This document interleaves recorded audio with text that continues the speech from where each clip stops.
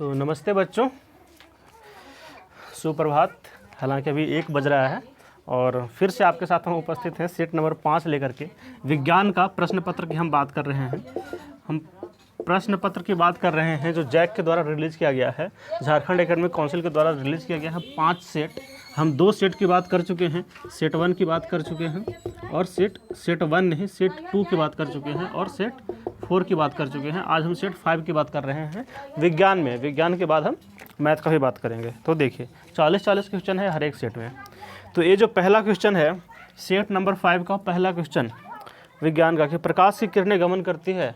प्रकाश की किरणें गमन करती है। पहला है सीधी रेखा, दूसरा है टेढ़ी रेखा और तीसरा सी बोल रहा है कि किसी भी रेखा में और डी बोल रहा है कि इनमें से सभी में। तो इसका सही आंसर है कि प्रकाश की किरण जो है वो सीधी रेखा में गमन करती है, ना कि टेढ़ी रेखा में, सीधी रेखा में गमन करती है। दूसरा है परिवर्तन के नियम लागू होते हैं। इसका सही आंसर है कि परिवर्तन के नियम सभी सतह पर लागू होते हैं। परिवर्तन के नियम सभी सतह पर लागू होते हैं, चाहे वो कैसा भी सतह हो, सभी सतह पर। जैसे देखिए अगर कोई ऐसा भी है तो यहाँ पर भी अगर हमको परिवर्तन का नियम लगाना है तो यहाँ पर परिवर्तन का नियम लगेगा, ये आपतिकरण परावर्तित और ये आई और ये R, I equal to R. सतह कैसा भी हो, सतह पर निर्भर नहीं करता। अगर वो गोलीय है, समतल है या वक्राकार है, किसी भी सतह पर आपका ए अभिलंब हो गया, ए सतह हो गया, ए सतह हो गया, ऐसे आपतित, इससे परावर्तित और आई इक्वल टू आर होगा। सभी परावर्तक पृष्ठ, सही ऑप्शन इसका डी होगा। क्वेश्चन नंबर 2 का डी। तीसरा है कि किसी गोलीय दर्पण की फोकस दूरी उसकी वक्रता त्रिज्या की क्या होती है। भाषा पर ध्यान देना है, बात कर रहा है फोकस दूरी की। तो फोकस दूरी वक्रता त्रिज्या का आधा होता है, न कि हम दोगुना लिखेंगे। यही बोलेगा कि वक्रता त्रिज्या क्या होता है, तो वक्रता त्रिज्या फोकस दूरी का दोगुना होता है।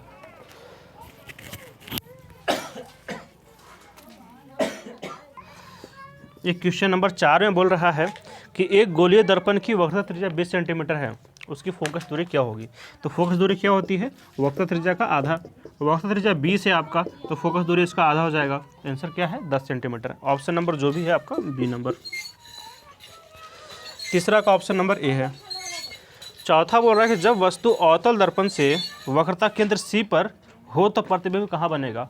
अवतल दर्पण में वक्रता केंद्र सी पर होता है तो सी पर ही बनता है। दिखाई दे रहा नहीं। देखिए क्वेश्चन नंबर 5 है कि अगर कोई अवतल दर्पण है उसमें वक्रता केंद्र पर है, अगर मान लीजिए कि यहाँ पर एफ है, यहाँ पर सी है, यहाँ बोल रहा है वस्तु कि अगर यहाँ पर है तो प्रतिबिंब कहाँ बनेगा, यहाँ पर रहेगा तो प्रतिबिंब यहीं पर बनेगा। ऐसे ये थोड़ा आगे बन गया लेकिन बनता यहीं पर है, इस तरीके से। तो अगर सी पर रखा हुआ है तो उसका प्रतिबिंब भी सी पर ही बनेगा। इसका ऑप्शन हो जाएगा सही ए नंबर। 5 का सही ऑप्शन ए नंबर है। तो इस तरीके से हो गया आपके 5 क्वेश्चन। आप वीडियो को रोक करके देख सकते हैं, स्पीड कम कर सकते हैं। अगर स्पीड कम लग रहा हो तो स्पीड को ज़्यादा भी कर सकते हैं।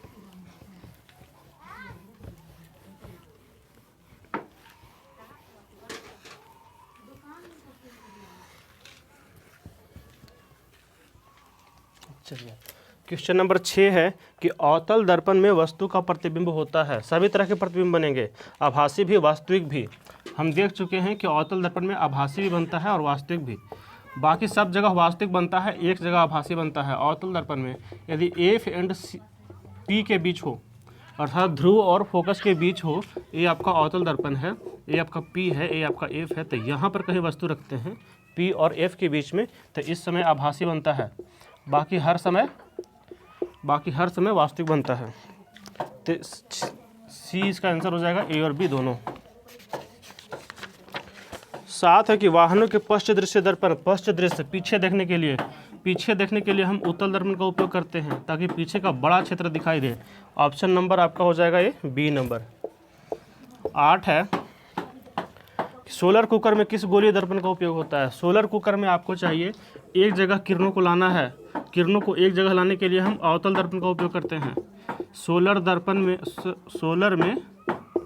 सौर कुकर में अवतल दर्पण का प्रयोग होता है। अवतल दर्पण ऑप्शन नंबर है। अच्छा, लेंस की भी बात कर रहा है सोलर को, ए नंबर। 8 का ए नंबर है कि अवतल दर्पण का उपयोग होता है। 9 नंबर है कि किसी गोलीय दर्पण तथा किसी पतले गोलीय लेंस की फोकस दूरी -15 सेंटीमीटर है तो लेंस संभवतः है, दर्पण और लेंस संभवतः है -15 सेंटीमीटर। ध्यान से देखिए, जब भी फोकस दूरी माइनस में है इसका अर्थ है कि फोकस बिंदु जो एफ है वो बाएं तरफ है, एफ जो है वो बाएं तरफ है।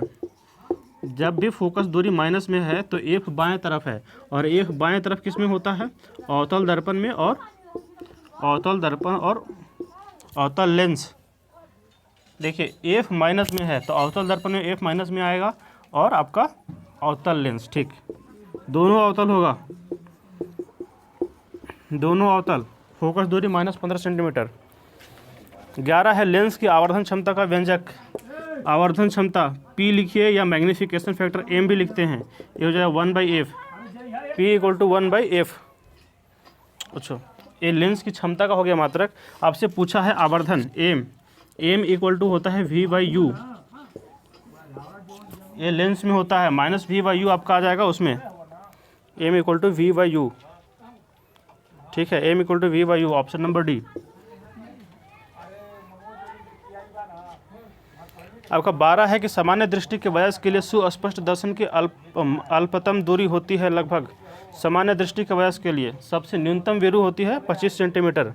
12 में न्यूनतम दूरी मानव नेत्र की न्यूनतम दूरी 25 सेंटीमीटर, 25 सेंटीमीटर मानव नेत्र की न्यूनतम दूरी।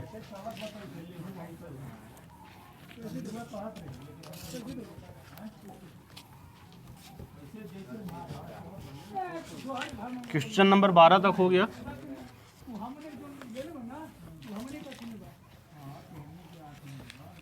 आगे देखिए, क्वेश्चन नंबर 13 है कि नेत्र के द्वारा किसी वस्तु का कैसा प्रतिबिंब बनता है। नेत्र में जो लेंस होता है, ये नेत्र है आपका, नेत्र में जो लेंस होता है वो आपका अवतल लेंस है और ये नेत्र गोलक होता है। तो ये उत्तल लेंस है, तो उत्तल लेंस में हमारा प्रतिबिंब जो है वो वास्तविक होगा और उल्टा होगा।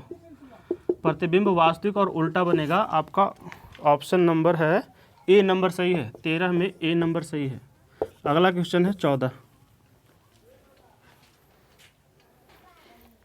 क्वेश्चन नंबर 14 है कि निम्नलिखित में से किस अभिक्रिया में दो अलग अलग परमाणु या परमाणुओं के समूह का आपस में आदान प्रदान होता है। परमाणुओं के समूह का आदान प्रदान जब भी बोले तो आपका हो जाएगा द्विविस्थापन। आदान प्रदान की बात करें अर्थात ए भी बी को कुछ दे रहा है और बी भी ए को कुछ दे रहा है, तो यहाँ पर आ जाएगा द्विविस्थापन। इसका सही आंसर डी है। क्वेश्चन नंबर का 14 का सही आंसर डी है। 15 में है कि रासायनिक अभिक्रिया को संतुलित किस नियम के आधार पर किया जाता है। किस नियम के आधार पर किया जाता है, तो ये हो जाएगा आपका द्रव्यमान संरक्षण का नियम। निश्चित अनुपात नहीं है, आवोगार्दो भी नहीं है, डाल्टन का नियम नहीं, बिल्कुल नहीं। 15 का सही आंसर है द्रव्यमान संरक्षण। द्रव्यमान संरक्षण के नियम पर संतुलित किया जाता है, अर्थात जितना द्रव्यमान अभिकारक का होगा उतना ही द्रव्यमान उत्पाद का होगा। अभिकारक का द्रव्यमान इक्वल टू अभिकारक, एम से द्रव्यमान को लिखते हैं, उत्पाद का द्रव्यमान, ये दोनों का द्रव्यमान जो है वो बराबर होना चाहिए। दोनों बराबर रहेगा तो ही संतुलित होगा। क्वेश्चन नंबर 15 का सही आंसर ए है। 16 का सही आंसर है उपचयन से ऑक्सीजन की वृद्धि होती है। जी हाँ, उपचयन में क्या होता है, जो विद्युत ऋणात्मक तत्व है वो ऑक्सीजन की वृद्धि होगी, ऐसे का अर्थ है कि ऑक्सीजन बढ़ेगा। सही ऑप्शन ए है, ऑक्सीजन की वृद्धि होगी, जुटेगा ऑक्सीजन, उपचयन में ऑक्सीजन जुटेगा। सही ऑप्शन ए है। 17 है कि पदार्थ एक्स के विलयन का उपयोग सफ़ेदी करने में होता है, एक्स का नाम क्या है। चूना से सफ़ेदी करते हैं, सबको जानते हैं। क्वेश्चन नंबर 7 है, सफ़ेदी करने के लिए हम चूना उपयोग करते हैं और चूना का क्या हो जाएगा, कैल्शियम हाइड्रोक्साइड, ठीक है, बूझा हुआ चूना calcium hydroxide, calcium hydroxide, option number A सही है इसका। 17 नंबर। 18 है कि धातु के ऑक्साइड की प्रकृति क्या होती है। धातु के ऑक्साइड की प्रकृति क्षारीय होती है, उसको जल में घोलेंगे तो जल में घोलने के बाद वो क्षार का निर्माण करता है।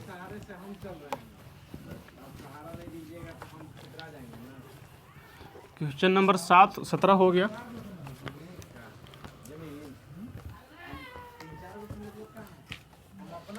क्वेश्चन नंबर 18 है कि धातु के ऑक्साइड की प्रकृति क्या होती है। तो धात्विक ऑक्साइड जो भी है वो क्षारीय प्रकृति का होता है। धात्विक ऑक्साइड जो है वो क्षारीय प्रकृति का होता है। धात्विक ऑक्साइड का जो प्रकृति है वो क्षारीय है। ऑप्शन नंबर बी है 18 का। 19 है कि दिया गया चित्र दर्शाता है जल की बर्बादी को रोका जाए, सांद्र अम्ल क्षारक एवं वाले बर्तन में लगा चेतावनी, धूम्रपान से बचें और भोजन करने से पहले हाथ धोना चाहिए।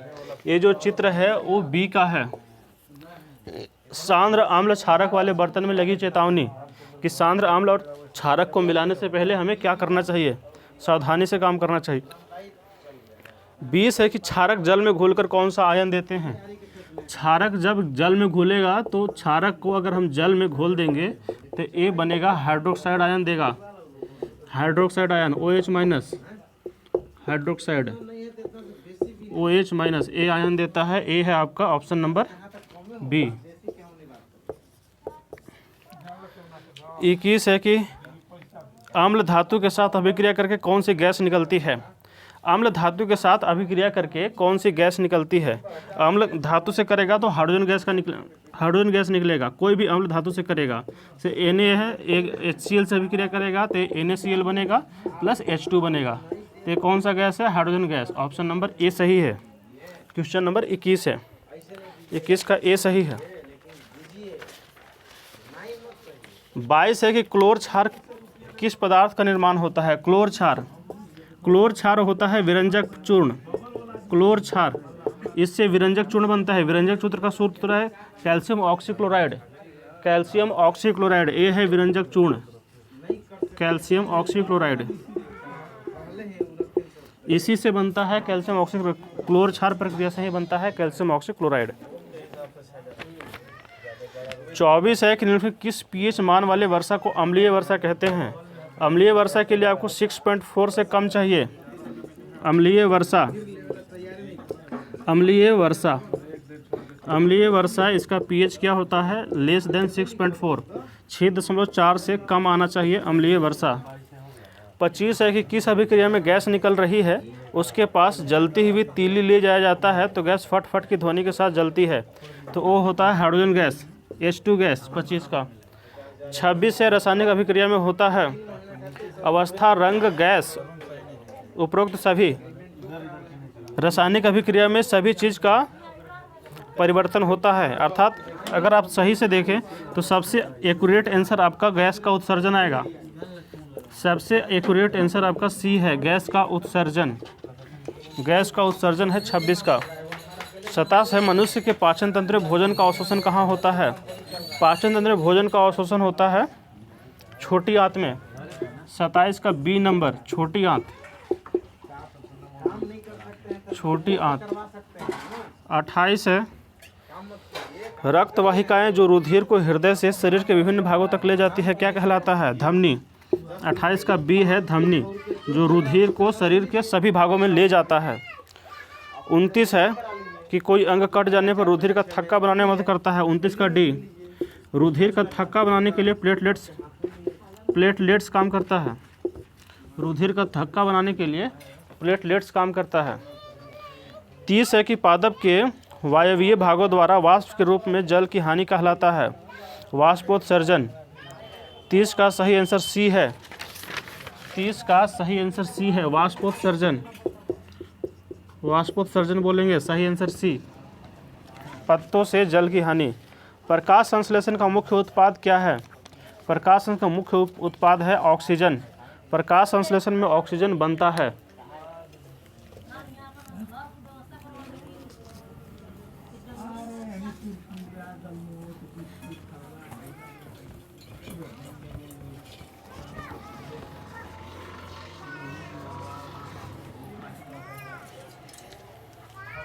क्वेश्चन नंबर 31 है प्रकाश संश्लेषण होता क्या है, जल चाहिए और कार्बन डाइऑक्साइड चाहिए। इससे बनेगा क्या, ग्लूकोज बनेगा C6H12O6 + 6O2। तो ये जो ऑक्सीजन है यही प्रकाश संश्लेषण का उत्पाद है। क्वेश्चन नंबर 31 का सही आंसर बी है। 32 है कि आमाशय के आंतरिक स्तर का अम्ल से रक्षा किसके द्वारा की जाती है, जठर रस। जठर रस या जठर ग्रंथि जो बोल सकते हैं आप, सही आंसर डी है। जठर रस से अम्ल से रक्षा होता है। अमाशय में जो अम्ल HCl अम्ल होता है, हाइड्रोक्लोरिक अम्ल, उससे रक्षा करता है जठर रस। 33 है कि किस जीव की क्षुद्रांत सबसे लंबा होता है? सबसे लंबा होगा आपका शाकाहारी जीव का। शाकाहारी जीव का सबसे लंबा होता है। अब देखिए, मनुष्य का नहीं होता, शेर के भी नहीं होता, कुत्ता और गाय, इसमें से कुत्ता का भी नहीं होता, वो भी शाकाहारी नहीं है, तो गाय जो है ये इसका सही आंसर है। छोटी आंत शाकाहारी जीवों का सबसे लंबी होती है। अमीबा में किस प्रकार का जनन होता है? विखंडन। अमीबा में जो जनन है वो विखंडन होता है। अमीबा में जनन का जो प्रकार है वो विखंडन होता है, बढ़ता है। एक अमीबा ऐसे है, एक केंद्रक है, ये 2 में बढ़ जाएगा, ये जनन हो गया अमीबा का। 35 है कि पर्तन, कलम, रोपण इत्यादि किस प्रकार की जनन की विधि है? पर्तन, कलम, रोपण, कलम रोक करके जो हम लगाते हैं उस विधि को हम क्या कहते हैं? उस विधि को लैंगिक जनन भी नहीं कहेंगे, बीजाणु समसंग में नहीं कहेंगे, इसको कायिक प्रवर्धन में वर्गीकृत कर सकते हैं। मुकुलन भी नहीं है, क्योंकि हम कलम लगाते हैं तो कलम लगाने वाला जो विधि है वो है कायिक प्रवर्धन। ये सही ऑप्शन बी आ जाएगा। 36 है कि कौन सा पादप मादा जनन अंग के भाग हैं? मादा जनन अंग का भाग में आपका पराग कोश नहीं है, अंडाशय है, तंतु और पुंकेसर, ये कोई नहीं है, सिर्फ अंडाशय जो है वो मादा जनन अंग का भाग है। 36 का सही आंसर बी है, अंडाशय। 37 है कि निम्नलिखित में से कौन लैंगिक संचरण रोग है? लैंगिक संचरण रोग, कैंसर ये नहीं है, टाइफाइड भी नहीं है, गोनोरिया। अब देखिए, कोरोना बोल दिया तो कोरोना भी लैंगिक संचरण का रोग नहीं है, टाइफाइड भी नहीं है, कैंसर भी नहीं है, तो ये जो गोनोरिया दिया हुआ है ये लैंगिक संचरण का रोग है। सही आंसर सी होगा। गोनोरिया जो रोग है वो लैंगिक संचरण का रोग है। 38 है कि शुक्राणु कहाँ उत्पन्न होते हैं? तो शुक्राणु उत्पन्न होते हैं शुक्राशय में, न कि शुक्रवाहिनी में। शुक्राशय, प्रोस्टेट ग्रंथि, प्रोस्टेट ग्रंथि भी बोल सकते हैं, शुक्राशय भी बोल सकते हैं। 38 का सही आंसर, 38 का सही आंसर ऐसे ग्रंथि ही देना चाहिए, प्रोस्टेट ग्रंथि सही आंसर। अगर आप सटीक मारे या फिर सबसे करेक्ट आपका प्रोस्टेट ग्रंथि भी होगा।